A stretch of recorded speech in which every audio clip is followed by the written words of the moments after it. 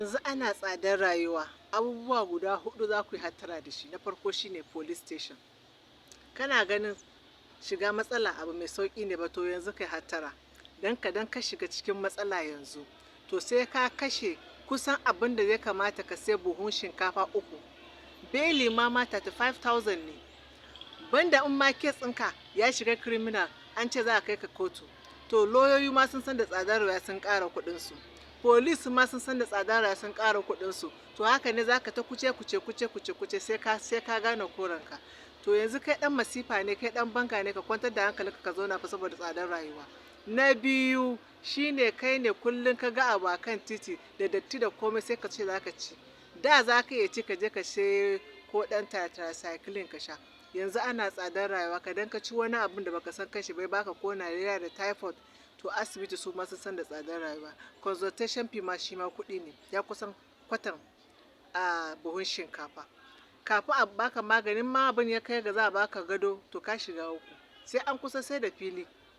So saboda haka ka san abin da ka saka a cikin cikinka, ka tabbata abin da kake ci, ko da ana tsadar rayuwa ka tabbata abin da kake ci mai tsafta ne. Ko ka je gidanka ka ɗan dafa da kanka.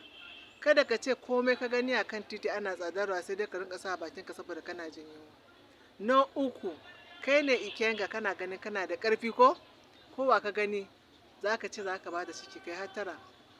Ke mace kina ganin cewa ai mai gida ne ya ce mai gida ina da aure, sai ki ta haihuwa ki ta wata rana za ki waye gari ga voicemail miji ya gudu. Saboda yanzu tsadar rayuwa abincin da zai baki da 'ya'yanki da school fees da sauransu shi ma ba zai iya ba. In ba dai kike aiki ba, ki hatara ki sa but. Kai ma kana ganin a'a matanka huɗu biyar, kai dai kawai abin da ka sani shine kowa sai ya haihu, kai hatara fa. Yanzu ana tsadar, ka sha ne ai ɗinka fa. Ka san cewa wanda Allah ya baka ka gode Allah, ka nemi yadda za ka yi da wayannan. Sannan na final, kana da waya yanzu, har kana da Android, ka rike shi da kyau. Don ku kadan Android ɗin ka ɓata sai ka kashe 100 plus za ka samu Android mai kyau. Menene zai sa ka za ka fita kana ganin dare ya ka ajiye wayanka a gida, kadan wayanka ta ɓata, to wayanka ma na baka matsala, kai maza kana gyara. Kada ka lallaba wayarka kamar yar bebi.